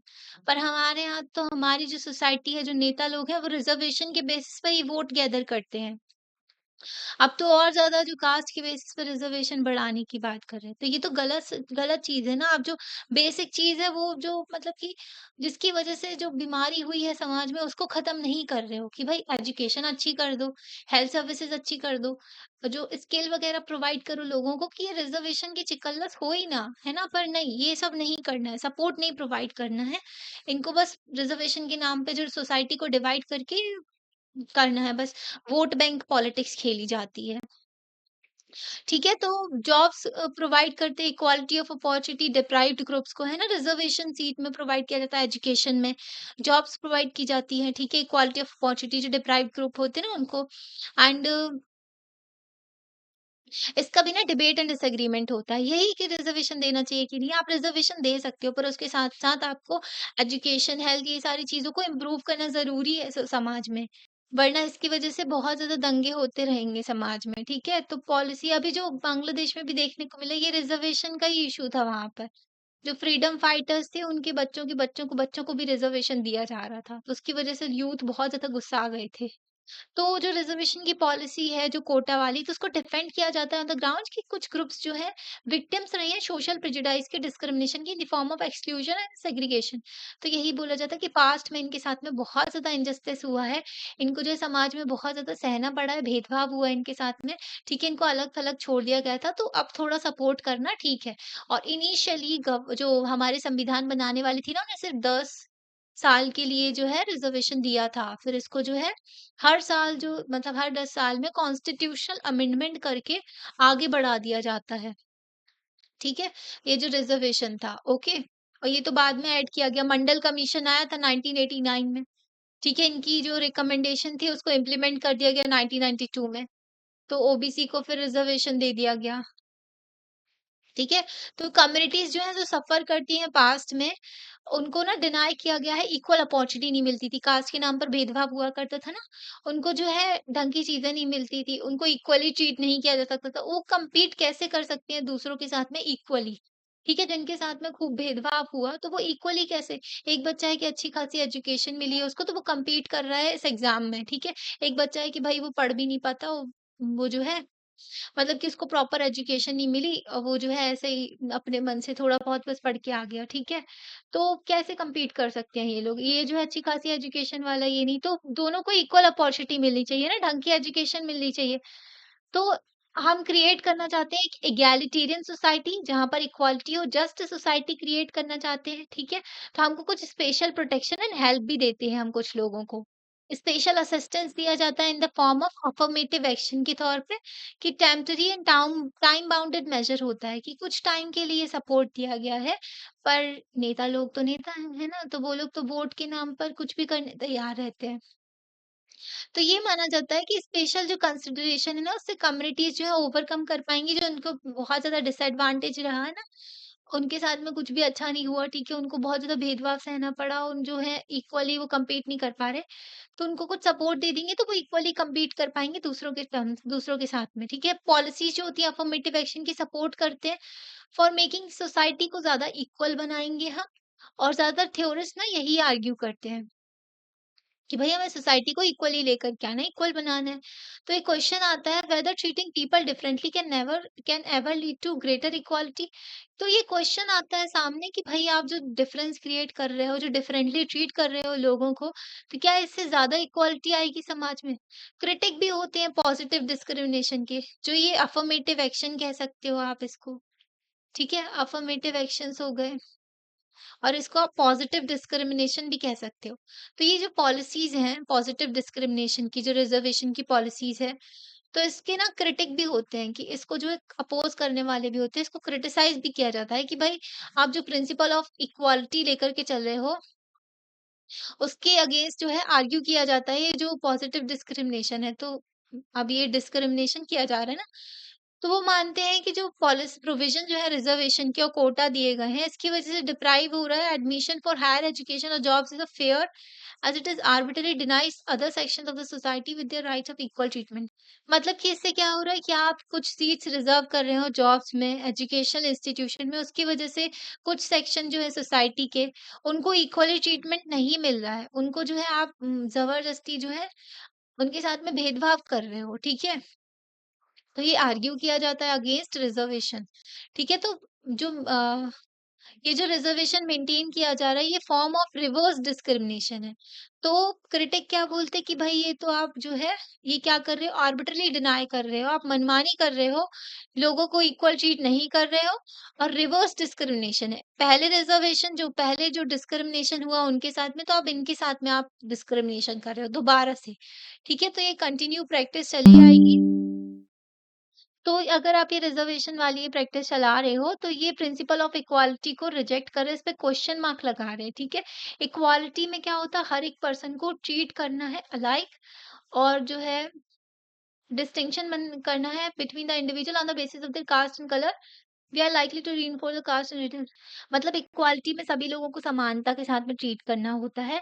पर आप जो ये भेदभाव कर रहे हो, आप कास्ट के नाम पर, रिलीजन के नाम पर, ये सब जो भेदभाव कर रहे हैं ना, कास्ट के नाम पर, कलर के नाम पर, तो इसकी वजह से जो आप दोबारा से कास्ट और रेशियल प्रेजुडाइसेस लेकर के आ रहे हो, जो पहले से मान्यताएँ थी ना, जजेस प्री जज कर लेते हैं लोगों को और फिर उनके साथ में अन्याय होता है।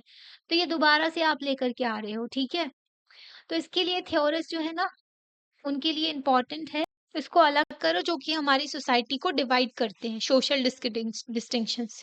तो इसके पीछे का जो ये जो डिबेट हो रही है ना कि भाई रिजर्वेशन लेकर चलना चाहिए कि नहीं चलना चाहिए, तो इसके अगेंस्ट ना एक रिलेवेंट चीज़ भी होती है, इम्पोर्टेंट चीज़ भी होती है कि हमको डिस्टिंक्शन करना होगा कि इक्वालिटी को गाइडिंग प्रिंसिपल लेकर के चलो आप स्टेट पॉलिसी में, ठीक है? स्टेट कोई भी डिसीजन ले रहा है तो उनका जो गाइडिंग प्रिंसिपल क्या होना चाहिए? इक्वालिटी, ठीक है? समाज में समानता भी रहे, भेदभाव ना हो किसी उसके साथ-साथ इक्वल राइट्स ऑफ इंडिविजुअल आप इनको जो समानता लाने के चक्कर में ऐसा ना हो, इक्वालिटी लाने के चक्कर में कि आप जो इक्वल राइट्स है इंडिविजुअल के उसको वायलेट कर रहे हो।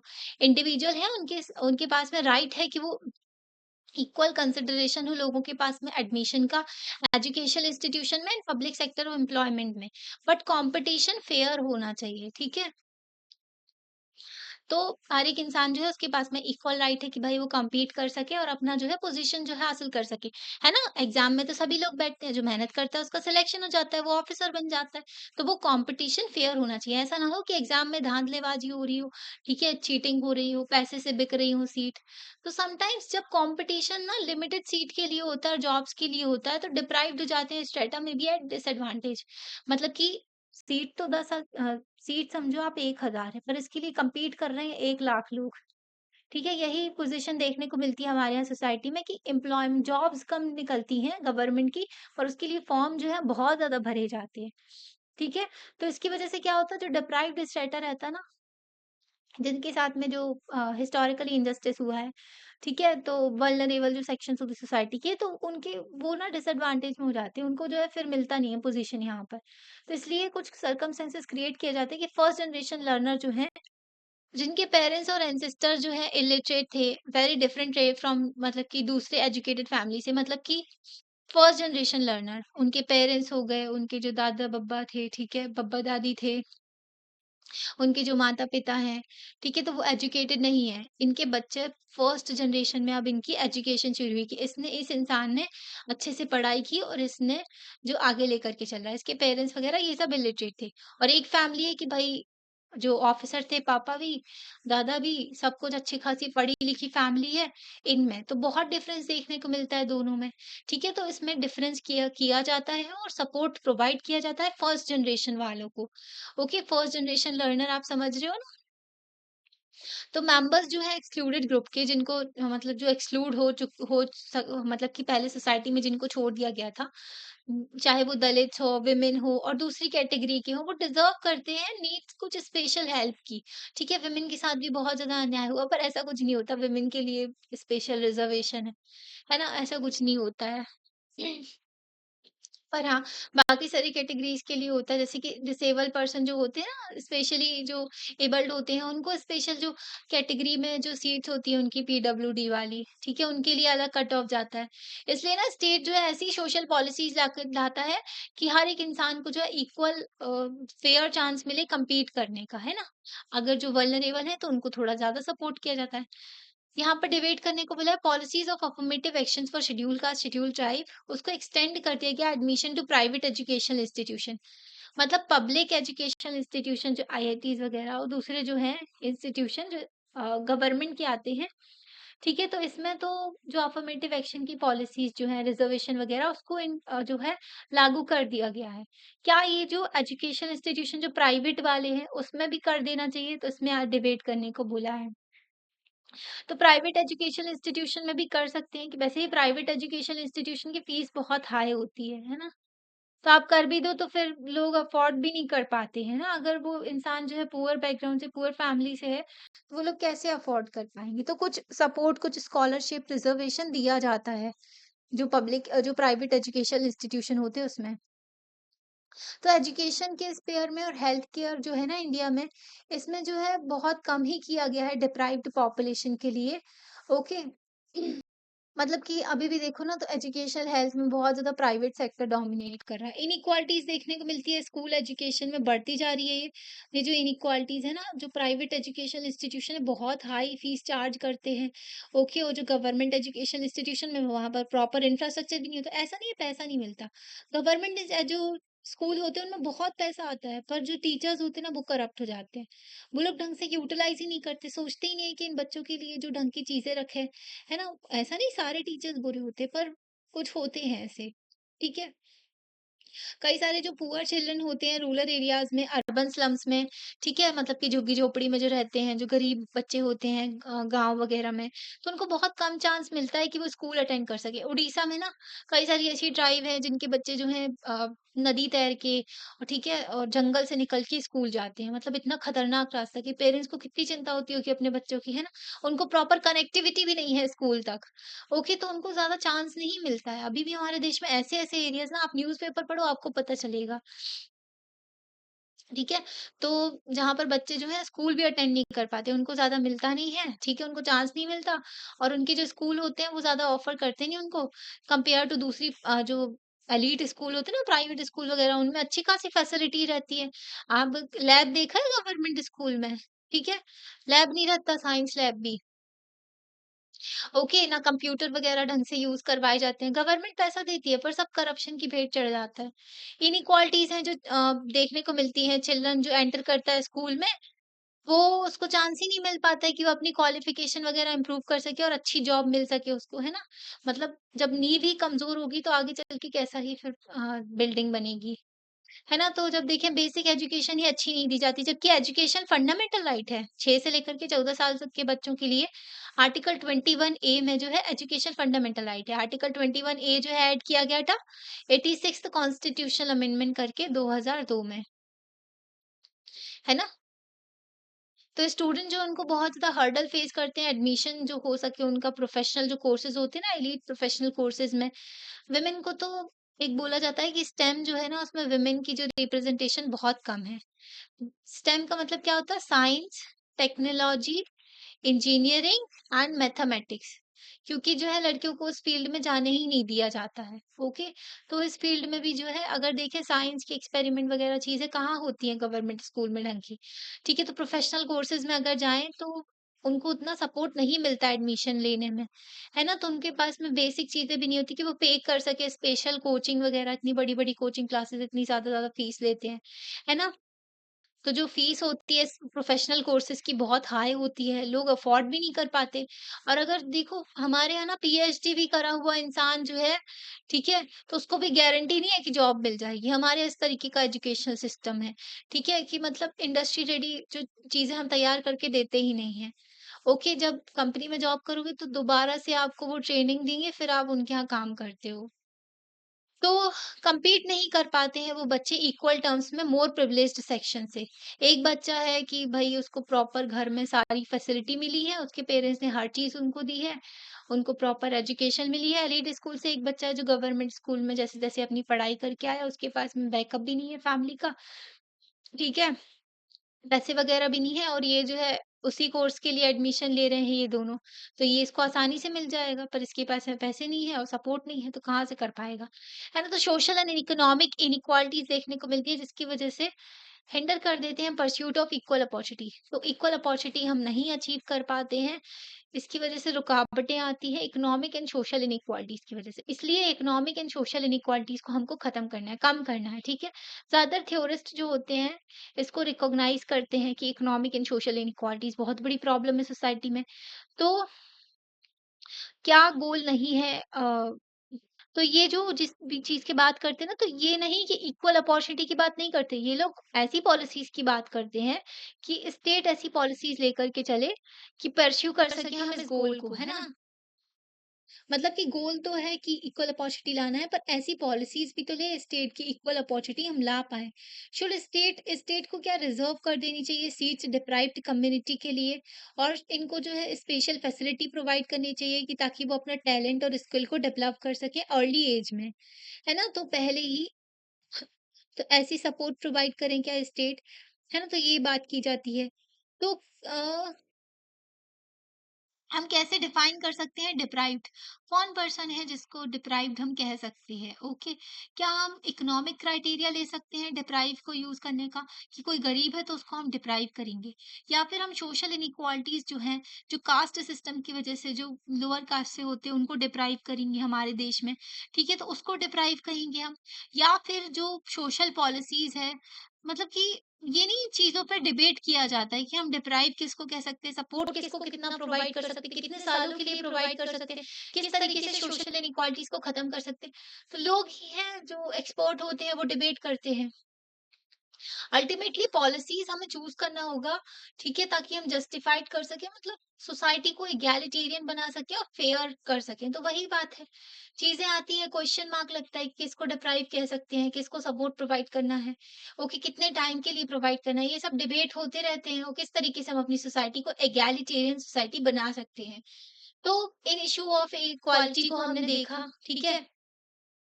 हमने डिस्टिंक्शन भी देखा कि जो ट्रीटिंग किस तरीके से लोगों को इक्वली ट्रीट करना है। ओके, हर एक इंसान को आइडेंटिकल मैनर में, है ना? ट्रीट करना है everyone in identical manner, treating everyone as equal, तो ये भी देखा हमने। फिर बाद में हमने समझा कि कि डिफरेंशियल ट्रीटमेंट भी ज़रूरी होता है, ठीक है? इन केसेस ऑफ प्राइमरी कंडीशन तो मतलब डिफरेंशियल ट्रीटमेंट इम्पोर्टेंट होता है ताकि हम इक्वालिटी को प्रमोट कर सकें। डिफरेंशियल और स्पेशल ट्रीटमेंट जो होता है, इसको कंसीडर किया जाता है ताकि हम जो गोल है ना इक्वालिटी को उसको अचीव कर सकें। तो डिफरेंशियल ट्रीटमेंट ज़रूरी होता है, जो स्पेशल ट्रीटमेंट कुछ लोगों को दिया जाता है। बट इसके लिए हमको जस्टिफिकेशन भी लेकर के ना केयरफुल रिफ्लेक्शन देखना होता है। क्योंकि अगर हो सकता है कई लोग ना डिसेबल होने का नाटक भी करते हैं, झूठे सर्टिफिकेट बनवा लेते हैं पैसे देके करप्शन करके और फिर वो लोग सीट ले लेते हैं उनकी, तो बहुत ही गलत चीज़ है सोसाइटी में देखने को मिलती है ये, है ना? तो डिफरेंशियल ट्रीटमेंट जो डिफरेंट कम्युनिटीज़ के लिए किया जा रहा है, वो पार्ट है इन पार्सल है कास्ट सिस्टम का एंड प्रैक्टिसेस जैसे कि अपार्थाइड थी, लिबरल्स लिबरल्स ना इसको क्या बोलते हैं कि हम डेविएट हो रहे हैं किससे? From identical norm of identical treatment से।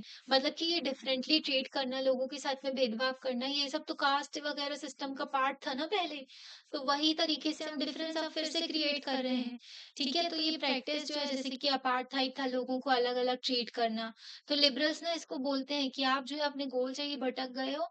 आप जो है जो फिर से जो नॉर्म है ना आइडेंटिकल ट्रीटमेंट का, उसको फॉर्म कर रहे हो। ठीक है? तो इसके बारे में ही बात करते हैं।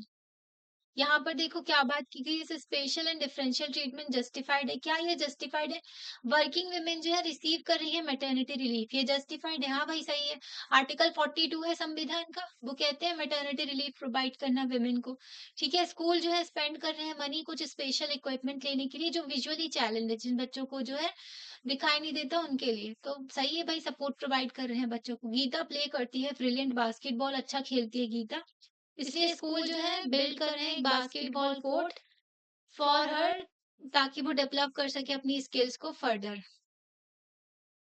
ये तो अलग ही ट्रीटमेंट हो गया, सभी लोगों के लिए होना चाहिए ना बास्केटबॉल, सिर्फ एक ही प्लेयर के लिए थोड़ी होना चाहिए, है ना? तो जीत के पेरेंट्स जो हैं वो चाहते हैं कि जीत जो है टर्बन पहने स्कूल में एंड इरफान के पेरेंट्स चाहते हैं कि वो प्रे करे फ्राइडे आफ्टरनून में ठीक है तो स्कूल जो है वो स्कूल जो है इंसिस्ट ना करे दैट जीत जो है हेलमेट पहने while playing cricket and Irfan Irfan के टीचर जो है उनसे पूछे मतलब इरफान की देखो जीत के पेरेंट्स कह रहे हैं कि भैया आपको ना ये जो टर्बन पहनना पड़ेगा टर्बन शॉर्ट मतलब कि पगड़ी होती है ना वो जो पंजाबी लोग पहनते हैं, है ना? तो वो पगड़ी जो होती है ना, तो वो कह रहे हैं कि इसको पहनने दो स्कूल में, ओके, पर जीत जो है हेलमेट नहीं पहन सकता क्रिकेट के टाइम पर क्योंकि उसको तो टर्बन पहननी होती है ना? तो वो टर्बन की वजह से हेलमेट नहीं पहन सकता, तो स्कूल को इसको अलाउ करना चाहिए। और जो है इरफान जो है उसको फ्राइडे को प्रेयर करनी है, तो इरफान के टीचर को जो है उसको जो है एक्स्ट्रा क्लास देनी चाहिए फ्राइडे के टाइम पर क्योंकि सॉरी जो टीचर जो है उसको बोले ना कि आपको एक्स्ट्रा क्लास के लिए रुकना है क्योंकि उसको फ्राइडे को प्रेयर करनी होती है तो क्या ये डिफरेंशियल ट्रीटमेंट है नहीं भाई ये गलत चीज है और हमारे यहाँ अलग है जो पगड़ी वगैरह जो पहनी जाती है ना वो सब हमारे यहाँ अलाउड है पंजाबियों के लिए तो वो ठीक है ओके क्योंकि वो कानूनी है वो सब जो अलाउ होता है पर ये गलत चीज हो जाती है अगर जो है हमारा देश उसको रिकॉग्नाइज कर रहे हैं हमारे यहाँ चीजें अलाउड हैं तो वो ठीक है पर अगर नहीं है तो स्कूल वालों जो है स्पेशल ट्रीटमेंट ऐसा नहीं दे सकते ठीक है कई सारे इश्यूज देखने को मिलते हैं जब हम इक्वालिटी को अचीव करना चाहते हैं विमेन्स मूवमेंट भी इसको रेज करते हैं ओके तो 19th सेंचुरी में वुमेन जो है स्ट्रगल करती रही इक्वालिटी ऑफ राइट्स के लिए सबसे पहले तो वुमेन से जो डिमांड किया कि भाई पहले तो आप वोटिंग राइट दो फिर बाद में दूसरी चीजों की बात की कि भाई सोशल जो सोसाइटी में जो इतना ज्यादा भेदभाव होता है इन सब चीजों को खत्म करो है ना तो राइट टू वोट की डिमांड की right to receive degrees in college university उनको पढ़ने भी नहीं दिया जाता था ना फिर पढ़ने भी दिया जाने लगा डिग्री रिसीव कर सकें जब वो कोई कोर्स कंप्लीट करते हैं तो एंड राइट टू वर्क की डिमांड की ठीक है सेम राइट्स जैसे मैन को दिए जाते हैं सोसाइटी में वैसी डिमांड की पर वो जब एंटर हो गई जॉब मार्केट में तो उन्होंने रियलाइज किया कि जो वुमेन जो है उनको स्पेशल फैसिलिटी की भी जरूरत होती है ताकि जो अपने राइट्स को एंजॉय कर सके वो है ना अपने राइट्स को जैसे कि मैटरनिटी रिलीव की जरूरत होती है ना जब बच्चे को जन्म देती है औरत तो फिर उसको कुछ टाइम के लिए छुट्टी की जरूरत होती है ना छोटा बेबी रहता है इसलिए फिर उसके बाद कुछ स्पेशल सेफ्टी वगैरह अगर नाइट शिफ्ट काम करे तो उनको स्पेशल सेफ्टी दो है ना प्रोटेक्शन दो और क्रच की फैसिलिटी होनी चाहिए जहाँ पर छोटे बच्चों को रोक सके, है ना? तो कई सारी जो डेवलप्ड कंट्रीज़ हैं वहाँ पर ये सब रहता है। जैसे यहाँ पर देखो मैटरनिटी रिलीफ वही चीज़ जो हम आपको बता रहे थे, क्रचेस हो गया वर्क प्लेसेस में, क्रच की फैसिलिटी में जहाँ पर छोटे बच्चों को छोड़ दिया जाता है। विदाउट स्पेशल कंसिडरेशन तो इसको स्पेशल कंसिडरेशन ना माना जाए। उनको जो है सीरियसली compete कर सकें, मतलब कि बिना स्पेशल जो कंसिडरेशन के वो अपनी जो है सीरियसली compete नहीं कर पाएँगे जॉब्स में और एन्जॉय नहीं कर पाएँगे प्रोफेशनल एंड पर्सनल लाइफ में। तो उनको जो है स्पेशल प्रोटेक्शन कुछ देना होता है, ठीक है? स्पेशल ट्रीटमेंट लगता है। तो बाद में वुमेन्स ने इसकी भी डिमांड की कि भई थोड़ा स्पेशल कंसिडरेशन की ज़रूरत है, ताकि हम compete कर सकें जॉब्स में सक्सेसफुल प्रोफेशनल हो सके मतलब उनका पर्सनल लाइफ में। इसका मतलब है दूसरे वर्ड्स में अगर कहें तो कुछ चीज़ों में हमको डिफरेंटली ट्रीट करना होता है लोगों को, क्योंकि सिचुएशन अलग-अलग होती है ना? अगर वो एन्जॉय करते हैं सेम राइट्स एज़ मेन तो कुछ स्पेशल ट्रीटमेंट देना होता है। तो हमने इस चीज़ पे डिबेट किया जो इश्यूज़ हैं इक्वालिटी ये है ना, तो कई सारी चीज़ें जानी 3 डायमेंशंस देखे इक्वालिटी के पॉलिटिकल, सोशल, इकोनॉमिक है ना? एग्ज़ामिन किया हमने कि डिफरेंट ट्रीटमेंट जो है ना, मतलब जो डिफरेंट ट्रीटमेंट दिया जाता है पर्टिकुलर केस में ओके, इसके बारे में देखा हमने, अपने आप से पूछा कि भई ये जो डिफरेंशियल ट्रीटमेंट है, ये सही है कि नहीं? जो सेट ऑफ पीपल को दिया जाता है ताकि वो एन्जॉय कर सके same rights as set of society, है ना? तो ये जो डिफरेंशियल ट्रीटमेंट है, ये सही है कि नहीं? इस चीज़ों के बारे में भी डिस्कस किया।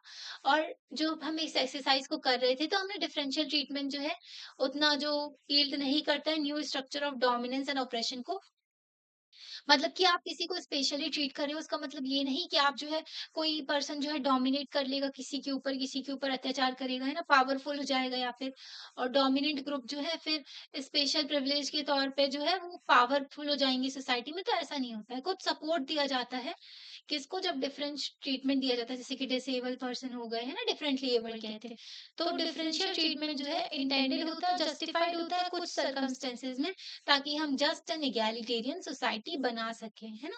तो डिफरेंशियल ट्रीटमेंट के बारे में जिसको अफर्मेटिव एक्शंस भी कह सकते हैं और पॉजिटिव डिस्क्रिमिनेशन भी कह सकते हैं। ओके? तो इक्वालिटी से आर्टिकल 14 आप याद रखना, आर्टिकल 15 याद रखना फंडामेंटल राइट्स के, है ना? तो ये चैप्टर हो गया है कंप्लीट। आपको समझ में आया कि नहीं आप बता सकते हो और अगर वीडियो अच्छा लगता है तो लाइक कर सकते हो, चैनल को सब्सक्राइब कर सकते हो, अपने फ्रेंड्स के साथ में शेयर कर सकते हो। Thank you.